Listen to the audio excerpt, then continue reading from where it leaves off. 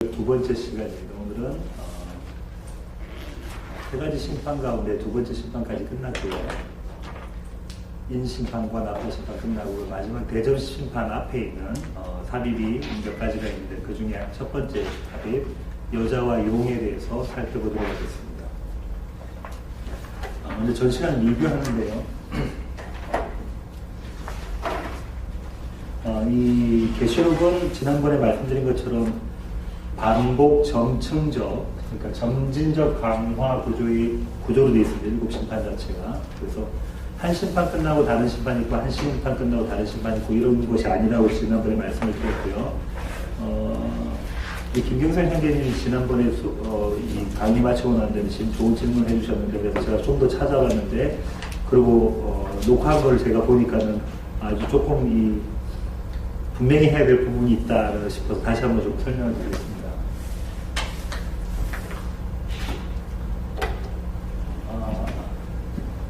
일곱 심판이죠, 일곱. 무엇 되어 있냐면, 인심판, 나팔, 대접심판입니다. 지난번에 말씀드린 것처럼 인심판 끝나고 나팔심판이 있고, 나팔심판 끝나고 대접심판이 있고, 이렇게, 이게 아니라고 말씀드렸습니다. 좀 논리적 순서가. 하지만, 분명한 것은 첫 번째 심판부터 마지막 일곱 번째 심판까지 가면 갈수록 시간이 흘러가는 느낌은 그런 것은 있습니다. 하지만 무엇이 끝나고 무엇이 있다 그런 것은 아니고요. 다시 말씀드리면 마지막 일곱 번째 심판을 이야기할 때, 공의 인과 나팔과 대접 심판의 일곱 번째 심판을 이야기할 때는 마지막 종말에 대한 것을 분명히 염두에 두고 있습니다. 그래서 이 7이라는 숫자가 7개라는 숫자가 아니고, 지난번에 말씀드린 것처럼 7이라는 숫자가 뭐죠? 완전한, 완전수, 완전한 심판을 나타내는 것이라고 말씀드렸습니다. 그래서 이 뉘앙스가 참 잘 이해를 하셔야 돼요. 하나 끝나고 하나 끝나고 하나의 순서는 아니지만, 그리고 이 7이라는 숫자가 완전한 심판을 이야기하면서도 동시에 첫 번째 심판에서 마지막 심판으로 갈수록 어떻게 된다? 좀 전에 말씀드린 것처럼 점진적으로 강화되어져 가고 있다. 그럼 종말의 때는 더 강화될 것이다 라고 말씀을 드릴 수가 있어요. 이 심판은 어떤 형태로 주어진다고 말씀을 드렸죠. 요한이 뭐라고 이야기하죠? 전쟁의 형태로, 또 질병의 형태로, 재해의 형태로, 기타 여러 가지 형태로 계속해서 주어집니다죠. 이불로도 마찬가지예요. 가면 갈수록 더 심한 질병들이 생길까요, 안 생길까요? 생기게 되어집니다. 그런데 이런 것들은 전부 다 물리적인 것이고, 이런 것들은 전부 다 뭐에 대한 것이냐면 외적인 거예요. 사실상은 요한이 이야기하고 있는 것은 이 외적인 것은 환경으로 우리한테 작용을 하는 거죠. 우리는 내적, 다시 말하면 영적 전투에 있다라고 보셔야 됩니다. 그럼 이 외적인 요인은 외부 요인으로 작용을 하는 것이죠. 이해가 되십니까? 이렇게 좀 정리를 하고 다시 가도록 하겠습니다. 그래서 지난번에 우리 김경선 선생님께서 질문해 주셨던 게 뭐냐면, 마지막 일곱 번째 나팔 심판이면서 그 심판이 앞에 이전에도 계시고 지금도 계시지만 장차 오실 것에 대한 언급은 없어요. 그 신학자들은 뭐라고 하냐면 그때가 마지막 때다 이렇게 이야기를 하고 있습니다. 지난번에 제가 말씀을 드릴 때는 꼭 마지막은 아니다라고 말씀드렸던 이유가 이겁니다. 그래서 이게 정의한데, 사실상은 첫 번째 심판보다 일곱 번째 심판이기 때문에 마지막에 아주 가까운 때입니다. 하지만 이게 그냥 마지막 때에 있을 것이다라고 생각하시지 말라는 얘기예요. 예수님의 초림부터 재림까지 있는 모든 시간이지만 가깝기는 종말의 때에 가까운 그런 시점이다 이렇게 생각하시면 될 것 같아요. 이렇게 좀 정리를, 지난 시간 걸 정리를 하고 오늘 볼 걸 다시 한번 보도록 하겠습니다.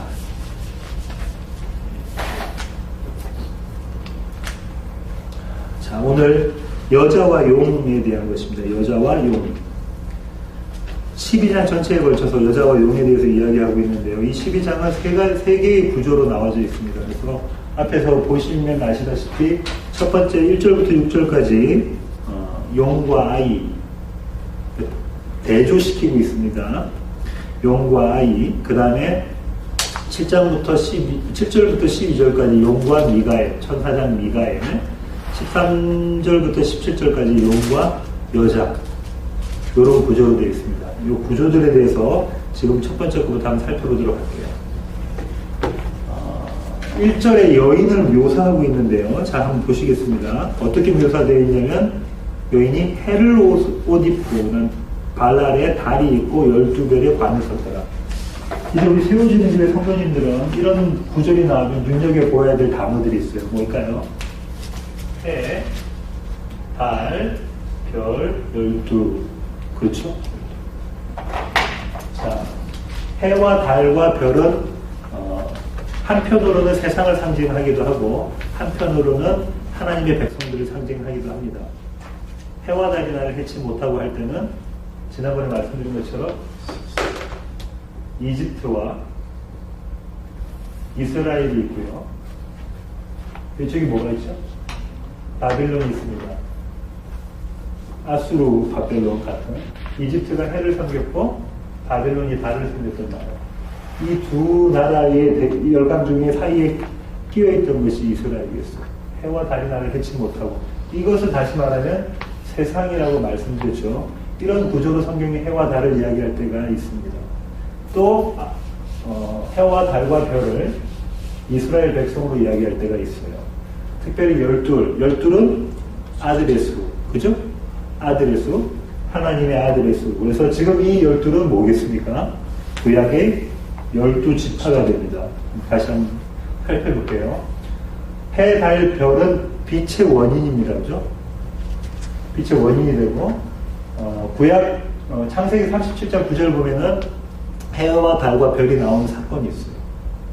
누가 등장하겠습니까? 요셉이 등장하죠.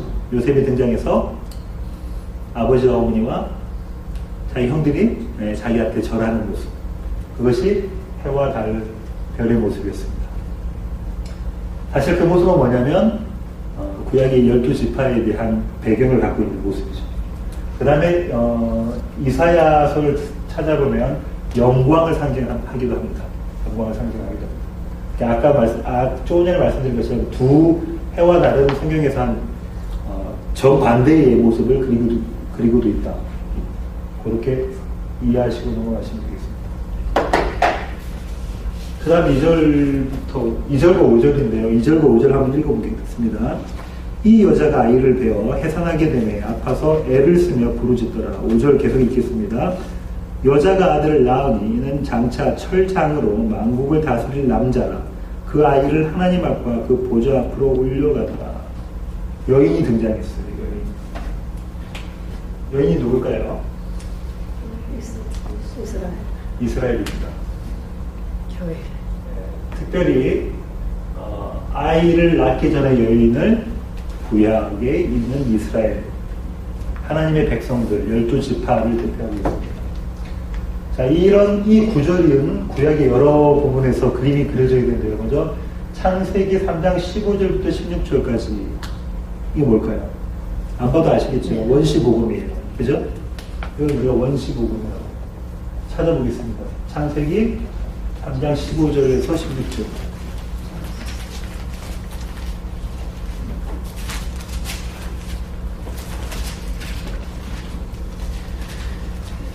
제가 읽겠습니다. 내가 너로 여자와 원수가 되게 하고 내 후손도 여자의 후손과 원수가 되게 하리니. 우리는 이미 알고 있어요. 내 후손이 누굴까요? 여자의 후손이 누굴까요? 예수 그리스도입니다. 예. 여자의 후손은 내 머리를 상하게 할 것이요 너는 그의 발꿈치를 상하게 할 것이니라 하시고, 발꿈치를 상하다는 것이 십자가에서 죽임을 당하는 예수님의 모습입니다. 16절입니다. 또 여자에게 이르시되 내가 내게 임신하는 고통을 크게 더하리니 내가 수고하고 자식을 낳을 것이며 너는 남편을 원하고 남편은 너를 다스릴 것이니라 하시고, 여기까지 있는데 성경의 본문에 있는 내용만 이해를 한다면, 상식적으로 이해한다면 보통 어떻게 되죠? 지금 우리가 여의자들이 결혼을 해서 아기를 낳을 때에 해산의 고통을 겪는 것, 이것이 첫사람 아담과 하와가 범죄했기 때문에 여자가 받은 하나님의 저주다까지만 생각하시면 초등학교 수준이고요. 이 이면에 있는, 제가 행간을 읽으라고 그랬죠. 행간이 뭐겠습니까? 그럼? 이 그림을 그림이. 그죠? 지금 이 여인은 누구를 해산하는 여인입니까? 이스라엘. 이스라엘입니다.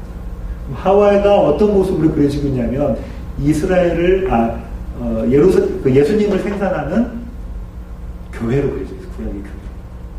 그 그림을 갖고 있습니다.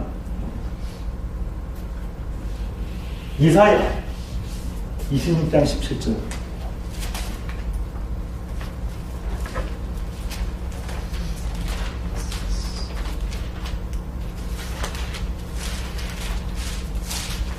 이사야 26장 17절. 여호와여, 잉태한 여인이 상기가 임박하여 상고를 겪으며 부르짖음 같이 우리가 주 앞에서 그와 같으니이다. 여기서 우리가는 누구일까요? 우리가는 이스라엘이었습니다. 이스라엘. 그러니까 잘 보십시오. 지금 어떤 그림이 그려져야 되냐면, 하와에게 그 원시복음에서 주어졌던 아이, 그 아이는 예수님이었어요. 근데 이사야에게 똑같은 그림을 주시면서 이야기할 때는 그 아이가 누구였냐면 이스라엘이었어요. 자, 그러면 무슨 얘기냐면, 예수 그리스도와 교회는 연합해서 하나의 모습이다라는 그림을 갖고 있습니다. 항상 그래요. 항상 어떨 때는 성경에서 그에게, 어떨 때는 예수 그리스도에 대한 얘기를 하면서 동시에 이스라엘에 대한 얘기를 합니다. 여기서 이스라엘이라는 것은 민족적 이스라엘이 아니라 교회를 이야기하는 겁니다. 하나님의 백성 교회. 자, 이제 아이를 낳기 전의 모습은 아까 말씀드린 것처럼 구약의 12지파. 그래서 구약의 하나님의 백성인데 아이를 낳고 났어요. 그러고 난 다음에 예수님 오시고 난 다음에 그 이스라엘이 민족적 이스라엘이 아니라 어떻게 됐죠? 신약의 12사도가 돼서 교회가 됩니다. 그죠? 그래서 이 두 가지를 합쳐가지고 24 장로 또 14만 4천이라고 이야기한다고 말씀을 드렸습니다. 자, 이 그림이 그려져 있어요. 여기까지 따라오십니까? 계속 가겠습니다. 3절 용이 등장합니다. 지금 여자와 용의 대비에서 첫 번째는 그 여자의 아이와 용의 대비입니다. 하늘에 또 다른 이적이 보이니 보라, 한 큰 붉은 용이 있어 머리가 7이요 뿔이 10이라. 그 여러 머리에 7 왕관이 있는데, 여기서도 또 여러분이 염두해 주실 것은 크다, 굵다, 7 왕관, 머리, 10, 뿔 다 중요해요. 이미 우리가 다 살펴봤어요. 그죠? 굵다 하는 것은 전쟁을 나타낸다고 이야기했고, 희다 하는 건 뭐죠? 승리. 뺑바 타고 오는 건 승리라고 했죠. 지난번에 그 그림이 그려져야 됩니다. 검다 하는 거는 죄, 악이 겁니다. 7 완전한 거죠. 완전한 이 머리가 되는 거예요. 수장인 거죠. 그 다음에 7 왕관, 영광이 있는 모습입니다. 그 다음에 10 뿔은 뭐죠? 지난번에 말씀드렸죠. 권위, 권는 거. 10뿔은, 열이라는 숫자 뭐랬죠? 꽉 찬 수라고 그랬어요. 누가 이렇대요? 용이 이렇대요. 용은 누굽니까? 사탄이 이렇대요. 이 숫자들은 다 누구 앞에 쓰여져야 되는 숫자입니까? 하나님 앞에. 하나님 앞에 쓰여져야 되는 숫자임에도 불구하고 용 앞에 쓰여졌어요. 그래서 이 모습은 세상을 미혹하는 용의 모습은 마치 하나님의 모습과 같다는 겁니다. 마치 하나님의 모습과 같다. 계속 보겠습니다. 4절입니다. 그 꼬리가 하늘의 별 3분의 1을 끌어다가 땅에 던지더라. 용이 해산하는 여자 앞에서 그가 해산하면 그 아이를 삼키고자 하더니, 하늘의 별 3분의 1을 끌어다가 땅에 던지다. 이걸 가지고 이제 신학자들 간에 그 디베이트 있는데, 논쟁이 있는데요. 오스본 같은 신학자는 뭐라냐면 이 땅에 던진 별을 천사라고 해요. 그래서 루시퍼 천사가, 옛날 루시엘이었죠. 그 루시엘 천사가 하나님과 대적했다가 게임에서 져서 내려올 때, 그때 대적했을 때 같이 동참한 천사들이 3분의 1이었다. 그 3분의 1 떨어지는 모습이었다라고 그리고 있어요. 근데 그거 아닙니다. 왜냐하면 여기에서 사용한 동사가 뭐죠? 끌어다가 땅에 던지다는 그런 건 아니죠. 그래서 대체적으로는 다니엘서도 그렇고 이 별들은 의인, 하나님의 백성들을 가리킵니다. 하나님의 백성들 중에서 3분의 1을 끌어다가 땅에 던졌다. 다시 말하면 뭐가 있다? 박해가 있다. 박해는 여러 형태의 모습으로 나타납니다. 조금 이따 더 설명을 드리겠습니다. 그렇게 해서 어떻게 했죠? 지금 용이 해산하려는 여자 앞에서 누구를 해산합니까? 여자가 누구를 했어요? 구약의 교회가 이스라엘이 누구를 해산하려고 해요? 예수 그리스도를 해산하려고 하는데 그 앞에서 기다리고 있다가 그가 태어나면 어떻게 하려고 해요? 삼키고자, 죽이고자 하려고 했습니다. 그죠? 그런 사건이 계속 일어납니다. 언제 일어났습니까? 가인이 아벨. 그 다음에 바로가 어떻게 했죠? 너무 이스라엘이 왕성해지는 것 때문에 어떻게 합니까? 다 죽여버리죠. 근데 살아난 아이가 있어요. 모세는 예수 그리스도를 상징하고 있습니다. 다윗도 마찬가지예요. 사울과 다윗 마찬가지죠. 그 다음에 헤롯한테 동방박사가 가니까 어떻게 합니까? 2살 밑으로는 다 죽여라 그러죠. 다 지금 무슨 그림을 담고 있어요? 구약부터 해서 주님 오시는 그때까지 무슨 그림을 담고 있습니까? 용이 여인이 해산하면 그 아이를 집어 삼키는 모습을 그리고 있는 거예요. 과거에 있는 이런 사건들도 다 그거 그리고자 하는 것입니다. 그 다음에 마침내는 집어 삼키는 모습이 언제 나타날까요? 예루살렘 입성 때에 예수님 그리스도가 하나님이시고 우리의 왕입니다라고 선포했던 종려나무 가지를 들고 선포했던 그 사람들이 똑같이 뭐라고 하죠? 그를 십자가에 달려 죽게 하라 하죠. 그런 모습으로 이렇게 하고 난 다음에 용은 자신이 이겼다고 생각을 했지만 하나님은 처음부터 뭐라고 말씀하셨죠? 그 모습은 여인의 후손의 발꿈치를 상하게 한 것밖에 안 돼요. 죽이는 것이 하나님 작정 안에 들어있는 것을 이 용은 몰랐던 거죠. 계속 나가겠습니다. 이제 유명한 그 광야 얘기가 나옵니다. 6절입니다. 그 여자가 광야로 도망하며 거기서 1260일 동안 그를 양육하기 위하여 하나님께서 예비하신 곳이 있더라. 주책. 광야로 내보내신 분이 누굽니까? 우리가 이걸 잘 생각하고 있어요. 광야로 내보신 분이 하나님이세요. 이집트에서 이제는 여러분도 다 그림을 그리실 수 있을 텐데요. 출애굽을 해서 처음 만난 장벽이 홍해입니다. 건너서 광야로 넣으시고 광야에서 약속의 땅 가나안으로 입성시키십니다. 그죠? 이집트의 세상이라고 그랬어요. 이때는 옛사람이 있었죠. 요한은 뭐라고 이야기하냐면 어둠에 속한 사람이라고 하고, 요한은 이 계시록에서 또 뭐라고 하죠? 땅에 속한 자들 이렇게 이야기하고 있습니다. 홍해를 건너는 사건이 뭐라고 그랬죠? 예, 침례. 배신. 조직신학적으로는 구원론에서 회심이라고 이야기합니다. 회심은 두 가지로 구성되어 있다고 그랬죠? 회개와 믿음입니다. 이거 누가 하게끔 하십니까? 하나님이 하게끔 하시는 것입니다. 광야에 들어가면서 우리는 성화라는 걸, 조직신학적으로 성화라는 걸, 그 기간을 보입니다. 이 성화는 점진적으로 나아지는 게 아니라고 했어요. 옛사람이 죽고 새 사람이 가나안으로 들어가기 위해서 거쳐야 되는 관문입니다. 계시록에 있는 걸 뭐라고 얘기했습니까? 광야라고 얘기하면서 또 뭐라고 했죠? 왜 한다고 그랬어요? 히브리서에 우리가 분명히 배웠는데, 그죠? 뭐 때문에 이걸 한다? 이거를 다른 말로 징계, 우리 성경책에서는 훈육, 오늘 나올 겁니다. 훈육. 그 다음에 하나님의 약속의 땅으로 들어가는 일에 넘어가죠. 이집트는 다른 말로는 바빌론이었던, 바빌론에 속했던 우리를 홍해를 건너게 하셨어요. 홍해를 건너고 나면 그 다음에 다시 돌아갈 수가 없습니다. 건너게 하셔서 광야 안에 집어넣으셔서 양육하세요. 옛사람을 죽이고 새 사람으로 가나안에 들어가게 하시는데, 이 그림을 요한계시록에서는 새 예루살렘.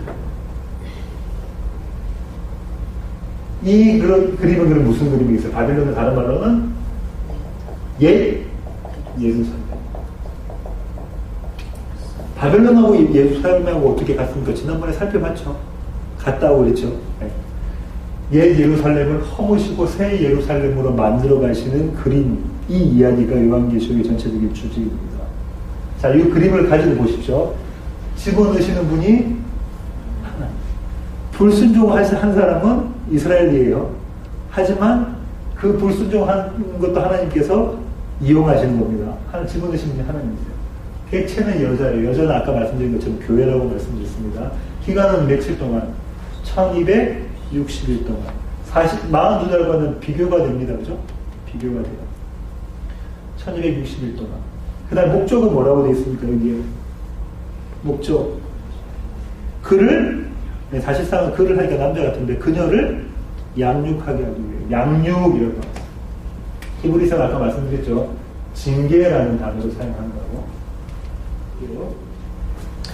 내 하나님 여호와께서 이 40년 동안에 내게 광야 길을 걷게 하신 것을 기억하라. 이는 너를 낮추시며 뭐하게 하시기 위해서 낮추시며 경선입니다. 너를 시험하사 내 마음이 어떠한지 그 명령을 지키는지 지키지 않는지 순종입니다. 알려하십니다.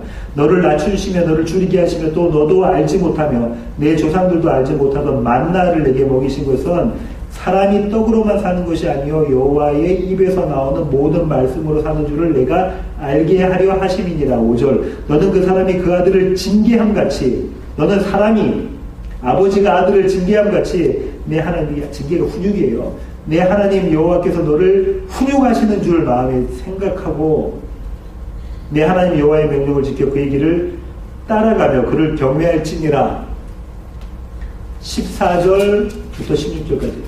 내 마음이 교만하여 내 하나님 여호와를 잊어버릴까 염려하노라. 여호와는 너를 애굽 땅 종 되었던 집에서 이끌어내시고 너를 인도하여 그 광대하고 위험한 광야 곧 불뱀과 정갈이 있고 물이 없는 간조한 땅을 지나게 하셨으며 또 너를 위하여 단단한 반석에서 물을 내셨으며 내 조상들도 알지 못하는 만나를 광야에서 내게 먹이셨나니 이는 다 너를 낮추시며 너를 시험하사 마침내 내게 복을 주려 하시면입니다. 마침내 뭐 때문에 이렇게 하신대요? 예? 복. 요한복음 신학관, 그 설교에서 뭐랬죠? 이 복이? 예, 이 복이, 예. 하나님의 나라, 그죠? 킹덤 오브 갓. 다른 말로는 영생, 하나님과 예수 그리스도와 연합하는 것, 신적 생명에 참여하는 것이라고 말씀드렸어요. 이걸 주시고자 이렇게 하신다. 근데 여기 광야에 들어가서 뭐 하게끔 하시는 거예요? 뭐 하신대요? 계속 낮추신다.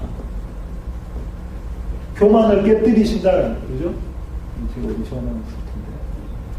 겸손하고 온유하고 순종하고 이 단어가 계속 나왔어요. 그죠? 교만과 반대로. 교만을 깨뜨리시고 겸손하게 만드셔서 낮추시고 온유하게 만드시고 순종하게 만드신다. 순종도 우리 행하는 거 아니라고 지난 시간에 그렇게 말씀드렸습니다. 그죠? 온유는 어떤 거라고 했죠? 절대적인 힘에 의해서 훈련받아서 그 힘에 무조건 복종하게끔 만들어가고 하나님 끌고 가시는 거예요. 이스라엘 백성들을 광야에서 하나님께서 그렇게 끌고 가셨습니다. 자기들이 가고 싶은 데로 못 갔어요. 가고 싶은 마음은 굴뚝같지만 자기들이 가고 싶은 데로 못 가고 힘들고 험한 길을 걸어가게끔 만드셨어요. 어떤 방법으로? 불기둥과 구름기둥으로 그렇게 만드셨어요. 하나님 그렇게 하신다는, 여기서 낮추신다는 말씀이 뭘까요?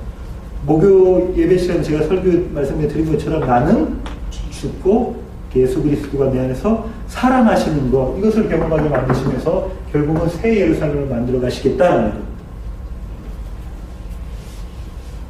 자, 여기서 한마디 더 할게요. 제가 이 주제로 논문 주제를 바꾸려고 교수님한테 메일, 이메일을 썼습니다. 주의 만찬에서 요한계시록으로 바꾸고, 제목이 아마 창녀에서 신부로, 이런 책을 한번 만들려고. 자, 여기서 뭐가 나오냐면 이 바빌론을, 지금 목소리 나오네. 바빌론을 뒤에 가면 뭐라고 표현하죠? 음녀라고 표현합니다. 여자예요. 근데 조금 전에 교회를 뭐라고 표현했어요? 여자로 표현했어요. 여자예요. 이 이유가 있습니다. 왜 그랬겠어요? 음녀, 세상에 있던 바빌론에 있던 이집트에 있던 너를, 음녀를 뭘로 만드신대요? 거룩한 신부로 만드신다. 그 그림이 어디에 그려져 있죠? 이 구약에? 유명한 선지자가 있는데요. 고멜을 데리고 왔던 그 유명한 호세아 선지자. 그 그림, 성경은 다 똑같은 그림을 그리고 있는 겁니다. 자세히 계시는 거죠. 그렇죠? 그래서 물론 이 계시록은, 그리고 성경은 빛과 어둠, 요한복음은 빛과 어둠입니다. 계시록은 음녀와 거룩한 신부, 하늘에 속한 자와 땅에 속한 자들, 이렇게 나누고 있죠. 이게 예수 믿는 사람과 안 믿는 사람에 대한 얘기도 맞습니다. 하지만 더 정확히 말하자면 성경은 누구한테 주신 거냐면 하나님이 택하신 백성들에게 주신 거예요. 아닌 자들은 봐도 행간을 읽어낼 수가 없어요. 그러니까 어떻게 하냐면 간디처럼 산상수훈을 매일 아침에 일어나서 봤다고 했지만 그 사람은 그리스도를 붙잡지를 못했어요. 종교죠, 종교. 내가 마땅히 행위로 옮겨야 될 윤리적인 경전으로 바라본 거죠. 그런 자들에게는 이런 행간이 틀 리가 없어요. 하나님께서 성령 하나님으로 말미암아 빛을 보게 하신 자들만 이것을 읽을 수가 있어요. 그럼 무슨 얘기겠어요? 내가 누구였다는 거예요? 바빌론이었다, 음녀였다. 내가 창기였다. 아무 남자나 보고 가서 잠자리를 요청했던 그 아무 남자가 누굽니까? 세상, 짐승이에요. 그런 자였다. 그런 자를 거룩한 그리스도의 신부로 만들어 하시는 모습입니다. 계속 읽겠습니다. 그 다음 단락은 용과 미가엘의 단락입니다. 7절부터 9절까지 이렇게 제가 한번 먼저 읽어볼게요. 하늘의 전쟁이 있으니 미가엘과 그의 사자들이 용과 더불어 싸울세 용과 그의 사자들도 싸우나 이기지 못하여 다시 하늘에서 그들이 있을 곳을 얻지 못한지라. 큰 용이 내쫓기니 옛뱀 곧 마귀라고도 하고 사탄이라고도 하며 온 천하를 꿰는 자다. 그가 땅으로 내쫓기니 그의 사자들도 그와 함께 내쫓기니라. 다니엘서 10장 13절 16절에 있는 배경입니다. 다니엘이 환상을 봐요. 환상을 보는데 어떤 우리 책에는 아마 성경책에 바사라고 되어 있을 거예요. 페르시아입니다. 페르시아와 그리스의 악한 천사들과 미가엘, 군대 천사장이죠. 미가엘과 싸우는 장면이 나타나는데 미가엘이 이겨요. 완성을 하고 이 페르시아와 그리스의 악한 천사들이니까 사실상은 사탄이죠. 짐승들이 망하는 모습이 그려져 있어요. 이 그림을 사도 요한이 끌고 와서 계시록에 쓴 겁니다. 그러면서 용의 완패를 선언해요. 용, 사탄이 완패할 것이다 라는 선언을 합니다. 그러면서 용에 대한 설명을 하는데 큰 용이다. 아주 힘있는 용이다. 사실상은 힘있게 보이는 용이에요. 힘있게 보이는 용인데 이 용을 뭐라고 이야기했습니까? 옛뱀이라고도 하고. 옛뱀 누굴까요? 아담과 하와를 꼬았던 그 뱀. 또 마귀라고도 하며 사탄이라고 하고 이 사탄의 특징을 이야기하고 있습니다. 어떻게 하는 사람? 온 천하를 꿰는 자. 누구한테 그랬죠? 예. 첫사람들에게 그렇게 했죠. 그 다음에 성도를 참소하던 자. 이거는 지난번 했는데요. 하나님 앞에서 제가 그냥 믿음 생활 잘하는 거 아니에요. 하나님이. 이 자가 누구냐? 큰 용이고 사탄이고 욕됩니다. 이 자가 미가엘 천사장 미가엘 천사장 미가엘과 싸웠다는 얘기는 하나님과 싸우는 그림입니다. 네, 하나님과 싸우는 그림에서 완패하죠. 그러고 난 다음에 어디로 쫓겨요? 땅으로 내쫓겨요. 땅으로. 그래서 땅에 속한 자들이 이 마귀에게 속한 자들입니다. 땅으로. 이 땅이니 이 땅 말하는 거 아니에요. 우리가 밟고 있는 이 땅 말하는 게 아닙니다. 그죠? 여기서 땅 뭐겠어요? 세상. 예. 계속 나가겠습니다. 10절. 내가 또 들으니 하늘에 큰 음성이 있어 이르되 이제 우리 하나님의 구원과 능력과 나라와 또 그의 그리스도의 권세가 항상 4개 나오죠. 구원, 능력, 나라, 권세가 나타났으니 우리 형제들을 참소하던 자, 사탄입니다. 곧 우리 하나님 앞에서 밤낮 참소하던 자가 그 그림 그대로 여기 그림 끌고 왔죠. 그죠? 그랬었잖아요. 쫓겨나고 하나님의 통치를 이야기합니다. 구원, 능력, 나라, 권세. 나라가 나왔다 그러면 하나님의 통치, 하나님께서 다스리시는 것. 11절 성도의 승리를 나타내는데 한번 보겠습니다. 또 우리 형제들이 그 어린 양의 피와 자기들이 증언하는 말씀으로써 그를 이겼으니 그들은 죽기까지 자기들의 생명을 아끼지 아니하였도다. 여기 보십시오. 어린 양의 피와 증언. 뭐겠습니까? 어린 양의 피로 우리가 구원받는다. 뭐 한마디만 복음이죠. 그죠? 증언하는 삶을 사는 공동체가 교회예요. 우리 교회가 모토로 내가 게 뭐라고요? 복음과 교회입니다. 성경은 분명하게 이야기하고 있습니다. 바르게 교회를 세우신 목적이 하나님의 말씀을 바르게 선포하고 또 그 말씀대로 살아가는 거예요. 윤리적으로 아니라 그 살아가는 것이 어떻다는 것은 요한복음 지난 시간에 강의 시간에 설명을 드렸어요. 뭐라고요? 나는 죽고 그리스도가 사는 거. 그것을 증거하는 거예요. 그것을 증거하는 겁니다. 나중에 시간이 되면 이거 증거하는 삶이 어떤 건가는 예를 한번 들어서 말씀드릴게요. 그 다음에 뭐냐면 뭐라고 이야기를 하고 있냐면 그들이 우리 형제들이 죽기까지 자기들의 생명을 아끼지 아니하였다. 순교라고 이제 행간을 안 읽으면 순교라고 돼버리죠. 이 순교라는 것은 예수 그리스도를 위해서 목숨을 잃는 것에 국한하지가 않아요. 그렇게 생각하면 우리는 순교자가 아니잖아요, 지금. 근데 주님은 우리 보고, 성경은 우리 보고 순교자라고 합니다. 왜 그렇죠? 세상에 대해서 죽고 그리스도에 대해서 살아왔기 때문에 우리를 순교자라고 합니다. 아마 여기 계신 분들 중에서 두 가정은 제 설교를 못 드렸을 텐데 죽기까지 자기들의 생명을 아끼지 아니한 것 어디서 나왔냐면 요한복음 12장 25절로 제가 설교를 했었습니다. 요한복음 가겠습니다. 12장 25절. 자기의 생명을 사랑하는 자는 잃어버릴 것이요 이 세상에서 자기의 생명을 미워하는 자는 영생하도록 보존합니다. 제가 이때 말씀드렸어요. 생명을 미워하는 것. 자기의 생명을 미워하는 것. 죽는다는 것이 아니라 자기 생명을 미워하는 것이 과연 뭐냐. 그것이 나는 죽고 예수가 사는 것. 나는 죽고 예수가 사는 것. 왜 그럴까요? 왜 그럴까요? 세상은 우리 보고 왕노릇하라고 해요. 그죠? 내가 하고 싶은 건, 내가 이루고 싶은 건, 나의 성취를 위해서 네가 열심히 해라. 왕노릇하라. 이걸 저는 자기 확장이라고 이야기합니다. 항상 우리는, 저도 그래요. 오늘 저희 모습도 자기 확장을 위해서 노력을 하고 있다. 항상 자기 확장. 자기 사랑을 통해서. 이것에 근거해서 자기 확장을 하려고 노력해요. 그런데 이것을 죽이는 것을 자기 생명을 버리는 거예요. 그러면 이것을 죽이는 듯이 누가 왕노릇? 예수 그리스도가 내 안에서 왕노릇하게 되시는 것, 그것이 자기 생명을 아끼지 아니하는 것이다. 영원한 생명에 참여하는 것이다. 이것이 지난 시간에 요한복음 강의 시간에 말씀드린 것처럼 행하는 것이다. 주님께서 뭐 하라고 하셨습니까? 서로 발을 씻겨라 라고 하셨던 그 말씀이십니다.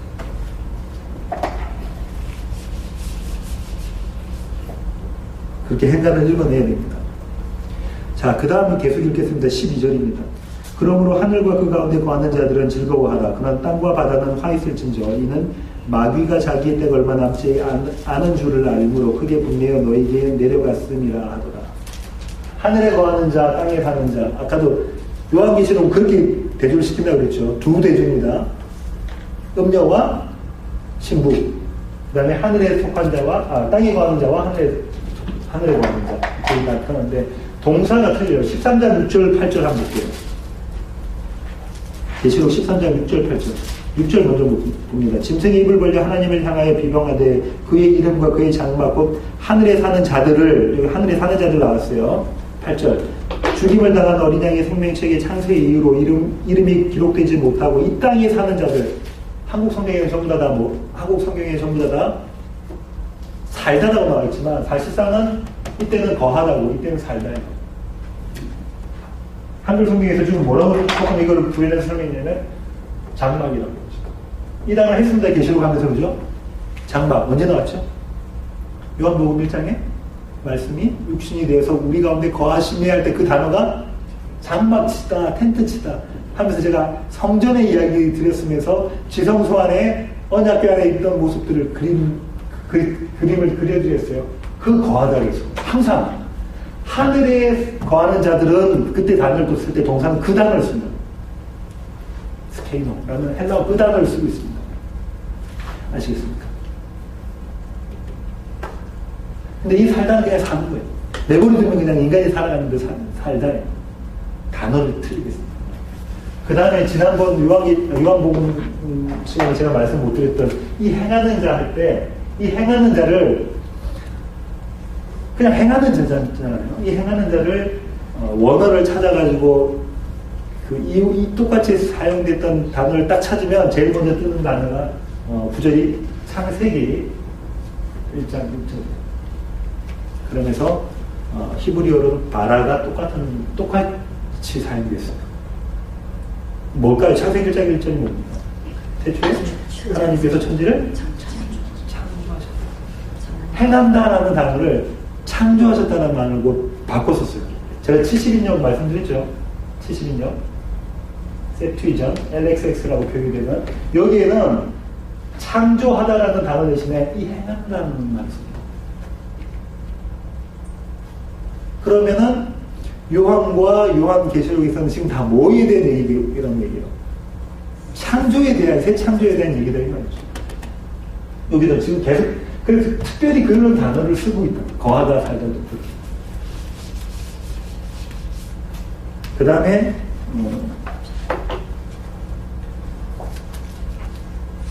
하늘과 그 가운데 거하는 자들은 즐거워하라. 축제의 기쁨을 묘사하고 있는 것이고요. 그 다음에 땅과 바다는 같은 족속입니다. 땅과 바다는 화입을 진저 이는 마귀가 자기의 때가 얼마 남지 않은 줄 알므로 크게 분미어 너희에게 내려갔습니다. 마귀가 내려왔대요. 이제 자기가 살 날이 얼마 안 남은 시한부니까 괴롭히려고 내려왔대요. 내려간 곳이 어디예요? 내려간 곳이 어디입니까? 땅이지요, 그죠? 땅. 바다. 근데 하늘 이렇게 하고 대비를 시켜놨어요, 대조를. 땅과 바다. 우리는 어디 살고 있어요? 지금 우리가 어디 살고 있어요? 땅에 살고 있어요. 그럼 여기에 누가 지금 있다는 얘기예요? 마귀가 내려와 있는데요. 근데 우리는 어디에 속한 자들이에요? 하늘에 속한. 땅에 살면서 하늘에 속한 자들. 그럼 이 땅에 살고 있는 모습이 어떤 모습입니까? 땅에 살면서 하늘에 속한 자들이 어떤 자들이냐면 출애굽 시키셔서 홍해를 건너게 하셔서 광야에 집어넣으신 그 모습이겠죠. 거기는 어디예요? 땅이에요. 불뱀이 있고 땅이에요. 그 땅에 살면서 하늘에 속했던 자라는 거 어떻게 우리가 사람들이 알 수 있었습니까? 당시에 불기둥과 구름기둥과 덮개가 인도하는 대로 움직이는 하나님의 말씀에 따라 움직이는 그 사람들이 얼마나 반역했어요. 반역했음에도 불구하고 하나님 택하신 백성들을 끌고 가시는 그 모습이었던 그게 광야예요. 그게 지금 우리가 이렇게 살 수 있는. 그래서 이거 게임 끝났으니까 우리는 이미 하늘에 갔네 이 얘기가 아닙니다. 지금 이미 끝난 게임이라는 게 아니에요. 마지막 때가 아니라는 얘기입니다. 계속 읽겠습니다.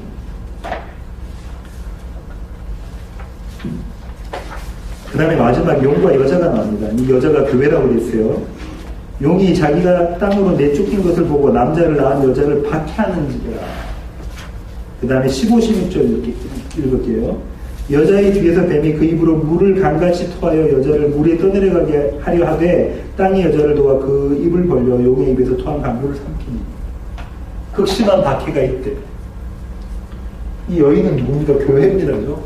교회는 극심한 박해를 받아요. 근데 여러분 박해를 받고 계십니까? 우리는 교회가 아닌가?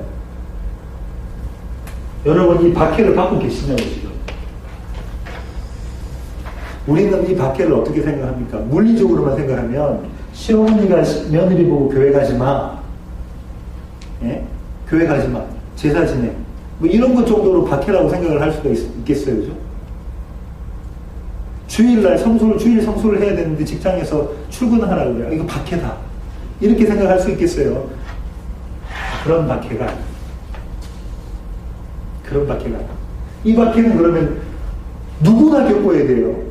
교회면 겪어야 되고 성도면 겪어야 되는 게 박해라고요. 그럼 이 박해가 뭐겠냐? 그런 박해 아니겠죠. 그것도 큰 박해의 범주 안에 한 모습일 거라고. 한 모습. 근데 이 박해는 무슨 박해입니까? 네? 무슨 박해일 것 같아? 내가 왕이 되고자 하는 것에 이게 내가 세상의 모습인 거죠.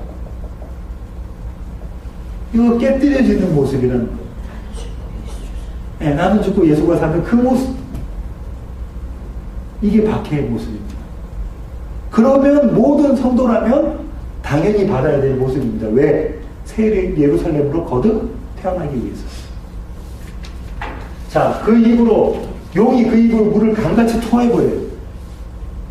그러니까 물이 확 와가지고 여인을 확 집어삼키려고 했는데 땅이 쫙 갈라져가지고 확 물을 삼켜버렸어요. 그 그림이 그려질 겁니다. 마지막 때 이런 그림이 그려질 것이다.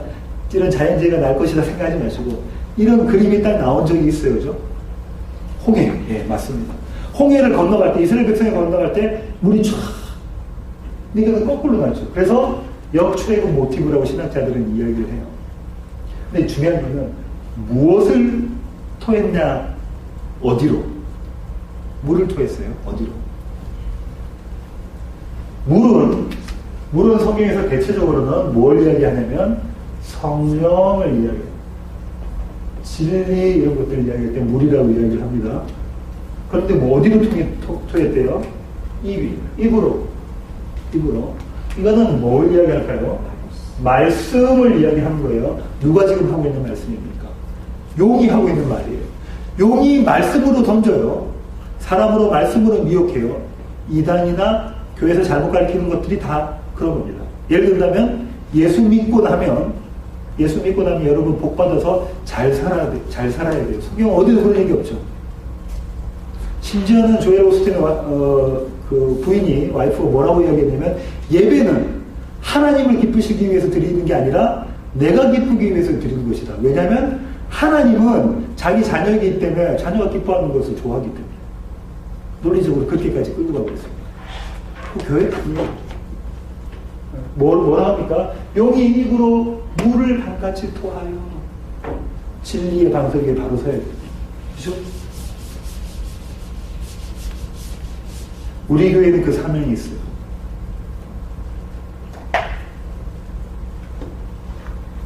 기복신앙 안 되고요. 그죠? 또 안 되는 게 윤리를 가리키는 기독교가 복음 그것도 아닙니다.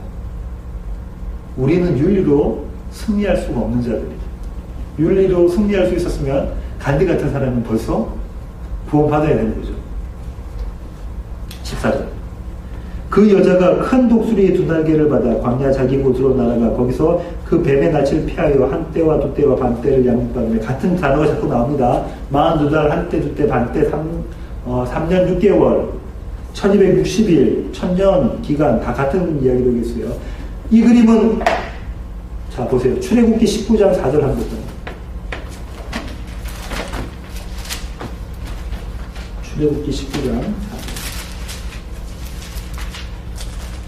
내가 애국 사람에게 어떻게 행하였습니까? 내가 어떻게 독수리 날개로 너희를 넣어 내게로 인도하였음을 너희가 보았느니라. 신명기 이사야 읽어도 마찬가지. 독수리는 어떻게 하냐면 독수리는 자기 새끼를 넣으면 어떻게 하면 그 위에서 이제 창공을 떨어뜨릴 때 비행을 할 때 떨어뜨려요. 엄청 높은 곳에서 떨어뜨려요. 다 떨어졌으면 얘가 못 날고 있다가 막 떨어져 가겠으면 독수리가 어떻게 하죠? 독수리가 탁 내려가지고 탁 안고 다시 올라갑니다. 그걸 계속 반복해요. 뭐 시키는 겁니까? 훈련시키는 거. 어디서? 광야에서.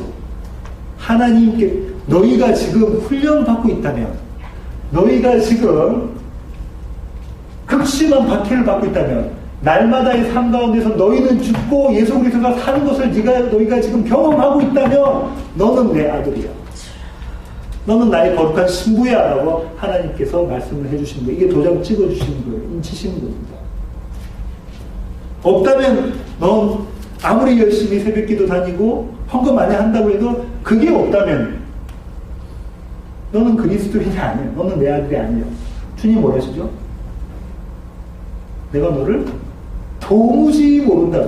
내가 예수의 이름으로 예수 주님의 이름으로 병도 고치고요. 선한 일도 많이 했고 이런 거 다 했는데요. 주님 뭐라 하시냐면 마지막 때 내가 너를 도무지 모르겠다. 계속 읽겠습니다. 마지막 절입니다. 용이 여자에게 분노하여 돌아와서 그 여자의 남은 자손 곧 하나님의 계명을 지키며 예수의 증거를 가진 자들과 더불어 싸우려고 바다 모래 위에 서 있더라. 그 여자의 남은 자손 하면 또 다른 부류가 있느냐 이렇게 헷갈리실 수 있는데 원어는 이렇게 되어 있어요. 여자의 씨의 남은 자, 여자의 씨의 남은 자, 여자의 후손의 남은 자. 여자의 씨가 누구겠습니까?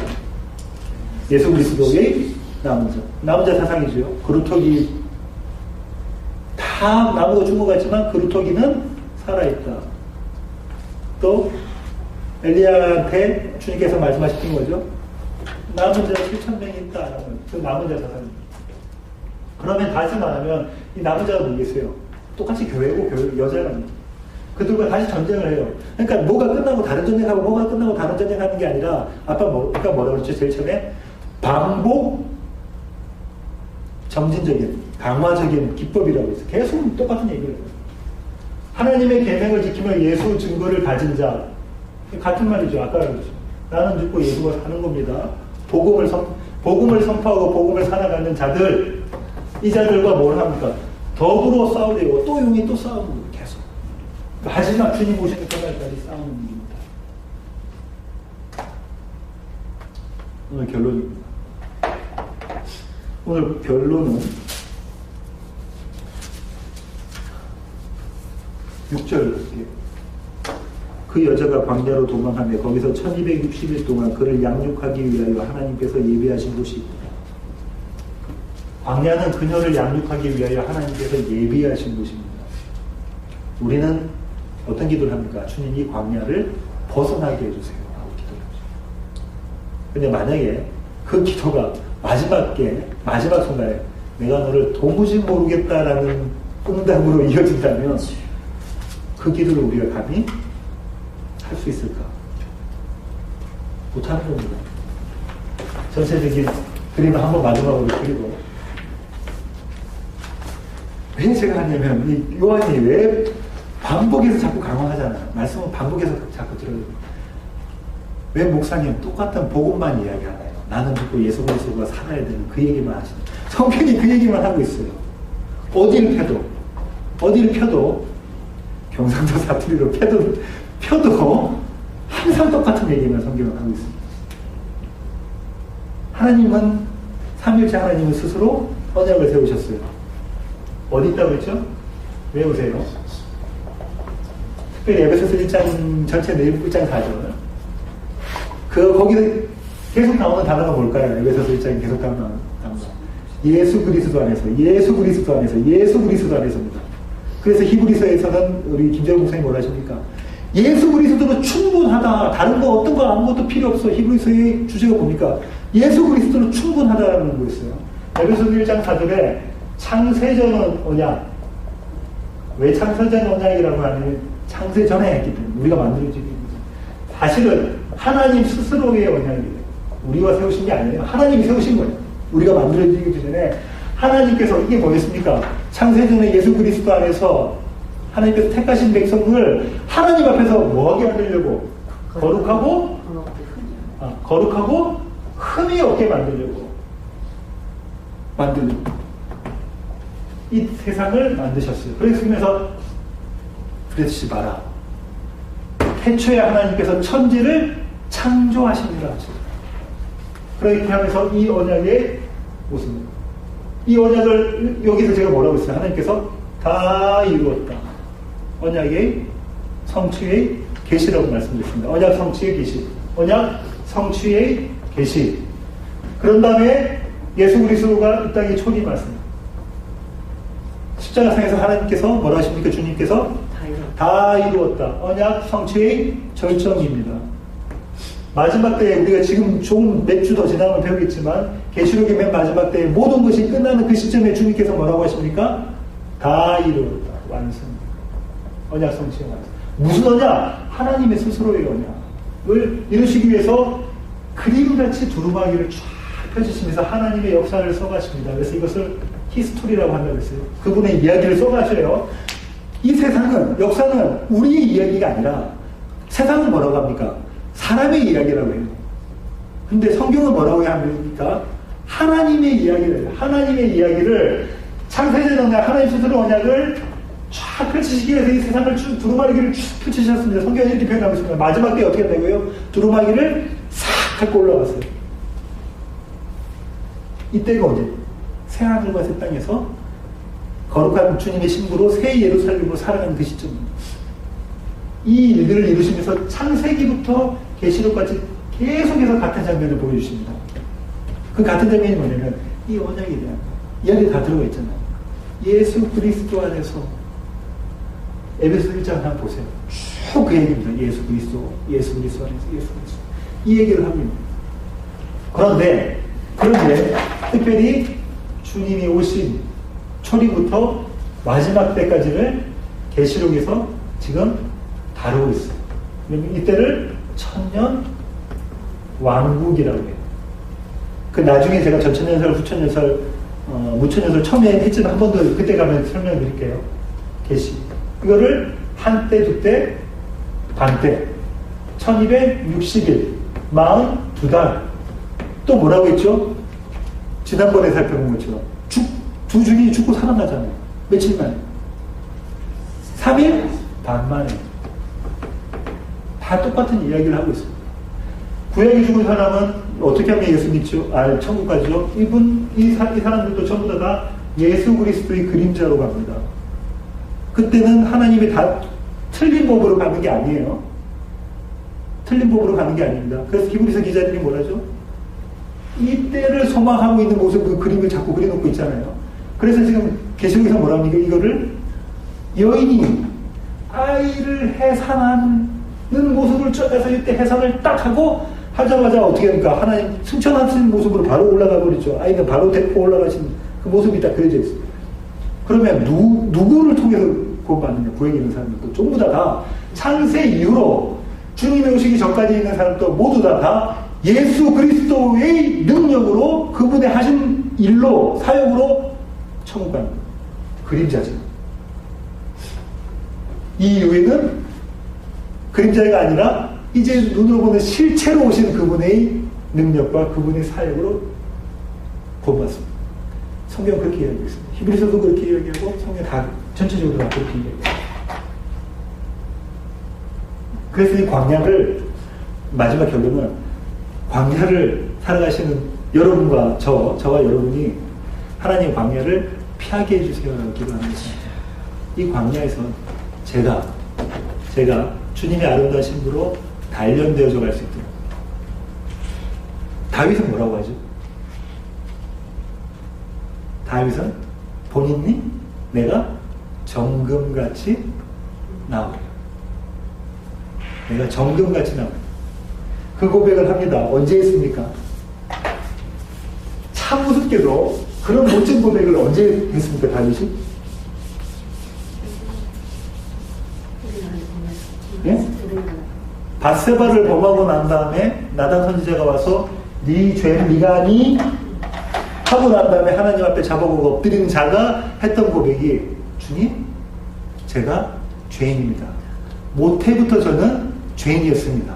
제가 생산해낼 수 있는 것은 아롱진 거, 흠 있는 거, 주님 앞에 바칠 수 없는 그것밖에 없습니다. 라고 고백하면서 주님, 제가 정금같이 나옵니다. 어떻게 정금같이 나오냐면 예수 그리스도를 아는 거, 품문으로, 붙잡고 그렇게 나옵니다. 아까 잠깐 설명드린다고 했는데 한 1분만 더 드릴게요. 자, 그럼 이 광야에서의 사는 십자가를 붙는 삶은 어떤 것이냐? 남자분들 많은데요. 스팸 메일이 옵니다. 그럼 전화번호를 이렇게 딱 보고, 딱 보면 이게, 좋지 않은, 불건전한 성적인 부분이 있는 메일이라는 것을 알 수도 있고 모를 수도 있어요. 그 제목만 보면은 비슷한 사람의 친구 이름 이렇게 해가지고 만나러 오기도 합니다. 자, 그거를 만약에 열어볼까 말까를 마음속에 갈등이 있어요. 그걸 오픈했다. 그리고 그렇게 하잖아. 이걸 오픈했다. 그럼 죄입니까? 오픈하지 않으면 선인가요? 우리 윤리적으로 그렇죠. 오픈을 하고 난 다음에도 어떤 모습으로 또 리액션이 있을까요? 오픈하고 난 다음에 어떤 사람은 아니 오픈 안 하고 어떤 사람은 그래 내가 오픈 안 했어. 그리고 오픈한 사람도 그거를 못 참니? 그 시험 그거 뻔히 그거 줄 알면서 왜 네가 오픈하니? 했던 자가 있습니다. 주님이 그 자를 뭐라고 말씀하셨죠? 바리새인이라고. 바리새인이 뭐라고 합니까? 주님 제가 저 세리 같지 않습니다라고 고백했어요. 그죠? 그런데 주님은 누구의 손을 들어주셨죠? 하늘을 보며 주님 제가 죄인입니다라고 하늘을 쳐다보지도 못하고 가슴을 치는 그 세리의 손을 들어주시면서 저자가 의인이라고 말씀하십니다. 그 자는 범죄한 자예요. 그죠? 주님은 누구의 편이었어요? 세리와 창기의 편이에요.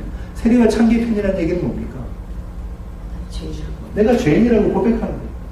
이거를 만약에 열어봤다고 해도 열어보고 난 다음에 주님 제가 죄인입니다 라고 고백하는 자, 만약에 안 열어봤다고 하면 이런 자기의 의로 치달리는 게 아니라 주님 제가 열어보는 게 전데 성령 하나님이 저를 붙잡으셔서 성령 하나님이 붙잡으셔서 이 시험을 면하게 해주시는군요 라고 고백으로 갈 수 있다면 그자나 제가 봤을 때 그자나 열어보고 제가 죄인이라고 한 자는 하나님과 똑같은 거예요.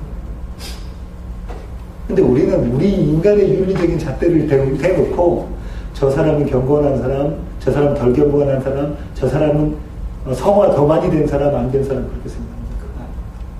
이 모습이 뭡니까? 내가 죽고 예수가 사는 거예요. 나는 언제 죽습니까?